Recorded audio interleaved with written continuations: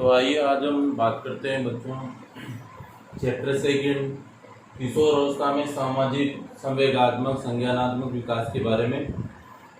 और ये chapter second जिसके बारे में पहला वाला भी किशोर अवस्था था, परंतु उसमें टॉपिक अलग थे। आज इसमें हम बात करेंगे कुछ सामाजिक विकास कैसे होता है किशोर में, संवेगात्मक विकास किस प्रकार होते हैं, संज्ञानात्मक विकास किशोर अवस्था में किस प्रकार से संपन्न होते हैं।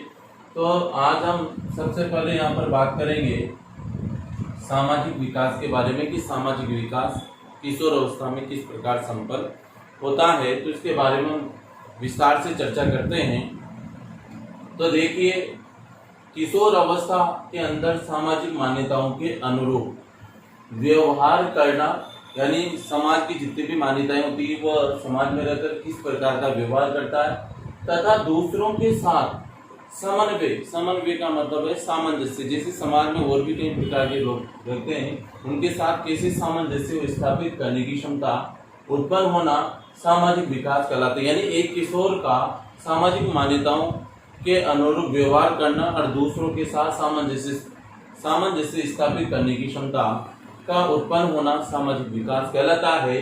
या फिर हम यूँ कह सकते हैं कि बालक में समाज के अनुरूप व्यवहार, यानी खुद बालक का या किशोर को बालक या किशोर में समाज के अनुरूप व्यवहार डालने की क्षमता भी क्या कहलाएगी, सामाजिक विकास कहलाती है। यानी चाहे वो किशोर कोई भी हो, बालक हो, समाज के अनुरूप अगर वो अपना व्यवहार डाल लेता है, लोगों के प्रति उनके व्यवहार में क्या परिवर्तन लाता है, बोलचाल की भाषा में क्या क्या परिवर्तन होते हैं, तो वह सब ढालने की क्षमता होती है समाज के अनुरूप अपने आप को, वो क्या कहलाएगी, सामाजिक विकास कहलाता है। अब इसमें हम थोड़ा विस्तार से बात करें। हम यह कह सकते हैं किशोर समाज में तभी सम्मान प्राप्त कर सकता है जब उसका व्यवहार समाज के आदर्शों और मूल्यों के अनुरूप हो।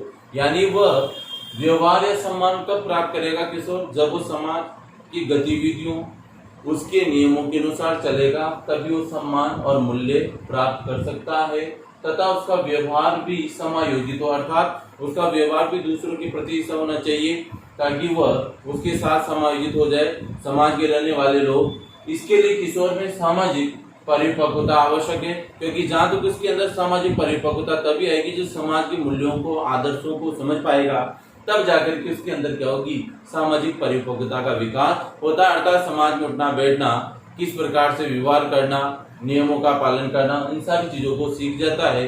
तो सामाजिक परिपक्वता का होना उसके लिए बहुत ही आवश्यक है।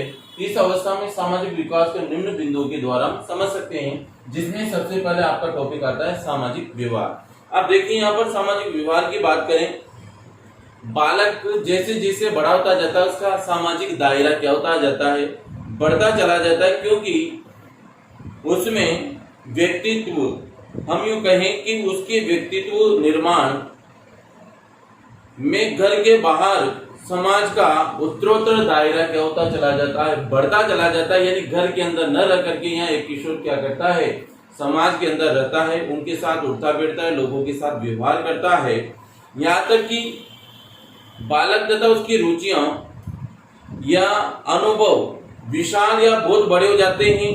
नव किशोर में यौनारंभ काल में पाए जाने वाली जो नकारात्मक या फिर विधानात्मक सकारात्मक अभिवृत्तियों की वो इसका स्थान ले लेती है, अर्थात समाज में वो उठ बैठ करके अपने व्यवहार में कई प्रकार के परिवर्तन कर अपने आप को एक सामाजिक परिपक्वता की ओर अग्रसर करने लगता है। अर्थात यह किशोर सामाजिक रूप से समाज में रह करके उसमें संपन्न होने कार्यक्रमों में भाग लेने लगता है, छोटे बड़ों के प्रति व्यवहार को समझने लगता है, यहाँ तक कि उसके आदर्श मूल्यों का अनुभव या आचरण क्यों करने लगता है। तो ये सामाजिक व्यवहार होता है, यानी कि एक किशोर का समाज में रहकर के वो किस प्रकार से अपना व्यवहार व्यक्त करता है उसके बारे में इसमें बताया गया है कि वो धीरे धीरे जैसे जैसे उसकी परिपक्वता बढ़ती जाती है, उसकी नकारात्मक सोच जो होती है समाज के प्रति, वो सकारात्मक रूप से छोटे बड़े व्यक्तियों के बीच में बीतने लगती है। इसके बाद नंबर 2 हम बात करेंगे समूह निर्माण की। तो आपको पता है कि जैसे कि किशोर अवस्था के अंदर लड़कों और लड़कियों के अंदर समूह यानी टोलियां बनाने की एक प्रवृत्ति पाई जाती है, जिसमें वह चुनाव यानी कि नव किशोरों में अधिक चुनाव करने की, वो बाल्यावस्था में कम मित्र बनाने की प्रवृत्ति रहती है। परंतु किशोर अवस्था आते आते वो क्या करते हैं, किशोरों के समूह बड़े और ढीले तथा किशोरावस्था के समय छोटे और क्या होते हैं, ठोस होते हैं, क्योंकि जब बाल्यावस्था होती है तो उसमें किशोर क्या होता है, एक ढीलापन रखता है, जिसके कारण उनके खेलते कूदते समय मित्रता टूट जाती है। परंतु किशोर अवस्था में वो बड़े समूह न बना करके छोटे समूह मित्र मंडली का निर्माण करते हैं, जो ठोस होती है, लंबे समय तक चलती है। यहाँ तक कि किशोर के सबसे घनिष्ठ और सबसे अच्छे मित्र उनके क्या होते हैं, सखा होते हैं। तो वह जो घनिष्ठ मित्र होते हैं उनके साथ उठना बैठना, उनके साथ अपनी बातों का विचार विमर्श करना, वो उनके सामने उन बातों को रखते हैं। साथ ही ये समान लिंग के होते हैं, अर्थात लड़का लड़के के प्रति, लड़कियां लड़कियों के प्रति यहाँ अपने समूह का निर्माण करती है, जिनकी रुचियां योग्यताएं क्या होती है, समान होती है। इस प्रकार से यहाँ पर एक किशोर या अपने ही समान एक क्या करते हैं, टोलियां बनाती है, समूह का निर्माण करते हैं। ये किशोरों का सबसे बड़ा समूह भीड़ है, जो कई मंडलियों के मेल में बना होता है। साथ ही ढीला ढाला समूह भीड़ के विकास क्रियाकलाप सामाजिक होते हैं तथा साथ ही साथ वो अपने कर्तव्यों का पालन करते हुए तथा उत्तरदायित्वों को निभाते हुए समूह का निर्माण करते हैं। अर्थात एक मित्र दूसरे मित्र की सहायता करते हुए समूह का निर्माण करते हैं और एक दूसरे के लिए तत्पर रहते हैं किसी भी कार्य के लिए। तो छोटी छोटी टोलियां बना करके लंबे समय तक बनाए जाने वाली समूह निर्माण की प्रक्रिया किशोर अवस्था के अंदर ही पाई जाती है। तीसरा बिंदु इसको किशोर अवस्था की मित्रता। किशोर अवस्था की मित्रता कैसी होती है?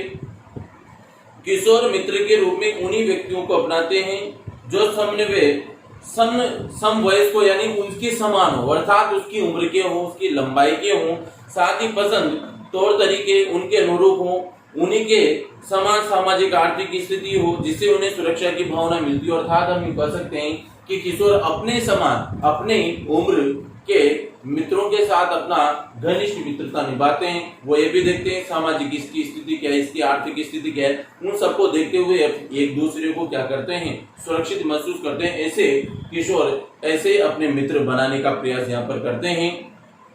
साथ ही यहाँ पर हम कहेंगे कि किशोर अवस्था के अंत तक लड़के लड़कियों दोनों में समलिंगी मित्रों की अपेक्षा विषम लिंगियों के मित्रों के साथ अधिक समय बिताने लगते हैं और उनमें अधिक रुचि भी बढ़ने लगती है। थोड़ा समय ऐसा भी आता है कि किशोर किशोरी यहाँ पे क्या करते हैं, विषम लिंग यानी लड़के लड़कियों के प्रति और लड़के लड़कियों के प्रति क्या करते हैं, मित्रता बढ़ाने की कोशिश करते हैं। तो वहां पर ये किशोर अवस्था की मित्रता लड़के लड़कियों में और लड़कों के परस्पर भी मित्रता का भाव व्यक्त करती है। साथ ही हम कह सकते हैं कि प्रारंभिक लैंगिक लक्षणों में लड़कियों में लड़कों से अधिक आक्रामक होती। पूर्व किशोर अवस्था तक लड़के लड़कियों के क्या होते हैं, जोड़े बन जाते हैं, अर्थात अपने समयुग्मक बन करके वो अपने क्या करते हैं, क्लासमेट बन करके क्लास में मित्र मंडली बना लेते हैं। लड़के लड़कियों के साथ और लड़कियां लड़कों के साथ मित्र मंडलियां बना लेती है। परंतु फर्स्ट पैराइटी ये होती है कि किशोर अपने समान या अपनी उम्र के लड़कों के साथ ही मित्रता का व्यवहार व्यक्त करते हैं। किशोर अवस्था में प्रगति के साथ साथ प्रणय समा विवाह में रुचि भी पराकाष्ठा पर पहुंच जाती है, अर्थात यह मित्रता धीरे धीरे विवाह की ओर भी अग्रसर होने लगती है। तो किशोर अवस्था की मित्रता दृढ़ और मजबूत होती है। समलैंगिकता के साथ साथ विषम लैंगिकता में भी मित्रता यहाँ पर बढ़ती है, अर्थात एक दूसरे की ओर आकर्षित होते हैं। नंबर 4 है विपरीत लिंग में रुचि, अर्थात किशोर अवस्था की उम्र बढ़ते बढ़ते वो क्या करते हैं, उनमें किशोर अवस्था के प्रारंभिक दिनों में जागृत रुचियों का प्रगाढ़ होता है, यानी कि परम सीमा पर होता है। विषम लिंगियों को वो क्या करते हैं, शक्ल सूरत के आधार पर पसंद करने की चेष्टा रखते हैं। साथ ही हम यहाँ पे कह सकते हैं कि विषम लिंगी व्यक्ति कोई भी हो सकता है। विषम लिंगी व्यक्ति में वो अपना शिक्षक यानी अध्यापक भी हो सकता है, माता पिता भी हो सकते हैं, यानी कि संगीतज्ञ, अभिनेता अभिनेत्री कोई भी हो सकता है। तो वह क्या करते हैं, यहाँ विपरीत लिंग में रुचि लगना प्रारंभ करते हैं। धीरे धीरे जैसे आयु बढ़ती जाती है, विषम लिंगियों में रुचि धीरे धीरे किशोरों की बढ़ने लगती है। चाहे वो लड़का लड़की हो, माता पिता हो, यानी शिक्षक हो, अभिनेता हो, अभिनेत्री हो, तो उनके प्रति विपरीत लिंग में भी रुचि किशोर अवस्था में बढ़ने लगती है। ये बिंदु वो है जो समाज के अनुरूप एक किशोर के अंदर धीरे धीरे विकसित होने लगते हैं। इसके बाद हम बात करें नेता की, तो धीरे धीरे किशोर अवस्था जब बढ़ने लगती है तो किशोर अवस्था में नेता बनने की प्रवृत्ति, यानी किशोर के अंदर ऐसे गुण, वो नेता बनने के गुण किशोर के अंदर आने लगते हैं। साथ ही समूह के सदस्यों के गुणों में श्रेष्ठ और उनके द्वारा सराहे जाते हैं। 14-15 वर्ष की आयु तक लड़कियां नेता के रूप में लड़कों को क्या करती है, चुनना पसंद करती है, अर्थात वह अपने लीडर के रूप में एक लड़के को चुनती है लड़कियां, और लड़के क्या करते हैं, अपने समान समलैंगिक लड़कों को चुनने का प्रयास करते हैं। इस प्रकार से किशोरावस्था में सामाजिक मान्यताओं को ध्यान में रखते हुए लड़के लड़कियां क्या करते हैं, एक नेता का भावी स्वरूप तैयार कर लेते हैं और अपने आप को क्या करते हैं, एक लीडर के रूप में अभिव्यक्त करने का प्रयास करते हैं। इसके बाद हम बात करेंगे यहाँ पे सामाजिक स्वीकार्यता। सामाजिक स्वीकार्यता से मतलब है समवयस्कों में लोकप्रिय होना नव किशोरों की प्रबल इच्छा होती है। अर्थात हम यूँ कहेंगे कि समवयस्कों का मतलब अपनी उम्र के लड़कों में या वयस्कों में क्या करते हैं, सबसे आगे लोकप्रिय होने की इच्छा रखते हैं कि मैं इन सब में सबसे श्रेष्ठ हूँ। साथ ही अलग अलग किशोरों को सामाजिक स्वीकार्यता अलग अलग मिलती है, क्योंकि सभी के अंदर एक जैसे गुण नहीं होते हैं। उच्च प्रतिष्ठित किशोरों को यह सामाजिक स्वीकार्यता अधिक प्राप्त होती है। उच्च प्रतिष्ठित का मतलब है जो पूंजीवादी होते हैं, जिसके पास पैसा है, उनको सामाजिक स्वीकार्यता, परंतु यह पूंजीवादी से मतलब नहीं होता। अगर जिसके अंदर अच्छे गुण, अच्छे विचार होते हैं, तो वो भी सामाजिक स्वीकार्यता पैसे वालों से भी पहले प्राप्त कर लेता है, क्योंकि आजकल समाज के अंदर सामाजिक स्वीकार्यता के रूप में उसी किशोर या किशोरी को स्वीकारा जाता है जो समाज के प्रति दया भाव रखते हुए उसके कार्यों को संपन्न कराते हों, समाज में प्रत्येक व्यक्ति के साथ अच्छा व्यवहार करते हों, उसको सामाजिक स्वीकार्यता क्या होती है, प्राप्त हो जाती है।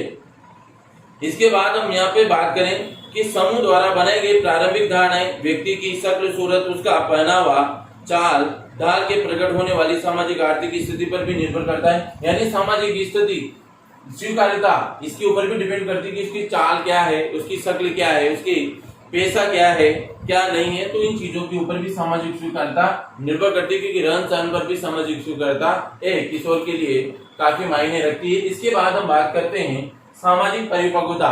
अब सामाजिक परिपक्वता का मतलब क्या है कि किशोरावस्था की समाप्ति तक किशोर अपनी नई स्थिति को सफलता के साथ संभालने के लिए सामाजिक रूप से परिपक्व हो जाते हैं। नई स्थिति का मतलब होता है कि समाज में जिसे उठना बैठना, स्वयं निर्णय लेना, नागरिकों के कर्तव्यों को स्वीकार करना, साथ ही निष्ठापूर्ण समाज के कार्यों को संपन्न करना। तो सामाजिक परिपक्वता धीरे धीरे किशोरावस्था की समाप्ति पर सामाजिक परिपक्वता आने के बाद किशोर अपने सामाजिक उत्तरदायी कर्तव्यों को समझने लगता है और उनको कार्य करने के लिए समाज को प्रेरित भी करता है और आगे बढ़ चढ़ कर के कार्य भी करता है। तो इस प्रकार से आज हमने सामाजिक विकास की परिभाषा और समाज इस अवस्था यानी किशोरावस्था के अंदर सामाजिक जो विकास होता है उसको हमने ये 7 बिंदुओं के द्वारा समझा है। सामाजिक विवाह किशोरावस्था में, समूह निर्माण, किशोरावस्था की मित्रता, विपरीत लिंग में रुचि, नेता, सामाजिक स्वीकार्यता और सामाजिक परिपक्वता के बारे में आज हमने समझा यहाँ पे कि सामाजिक विकास के अंदर ये बिंदु किस प्रकार से सामाजिक विकास को उत्पन्न करते हैं किशोर के अंदर, इसके बारे में आज हमने समझा इस वीडियो में। कल हम बात करेंगे संवेगात्मक विकास के बारे में कि संवेगात्मक विकास किस प्रकार से किशोर के अंदर संपन्न होता है और संवेग किस प्रकार के उत्पन्न होने के कारण किशोर के अंदर आक्रामक प्रवृत्ति आ जाती है। उसके बाद हम संज्ञानात्मक विकास, संवेगात्मक का मतलब मैं अभी आपको बता दूं कि संवेगात्मक का अर्थ सीधी भाषा में अगर हम कहें कि शारीरिक और मानसिक स्थिति के उद्दीपन क्रियाओं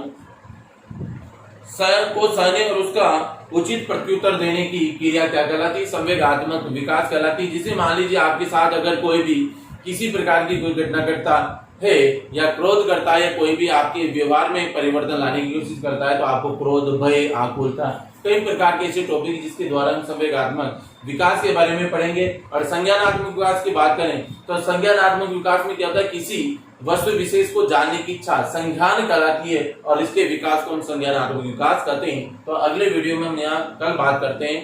थैंक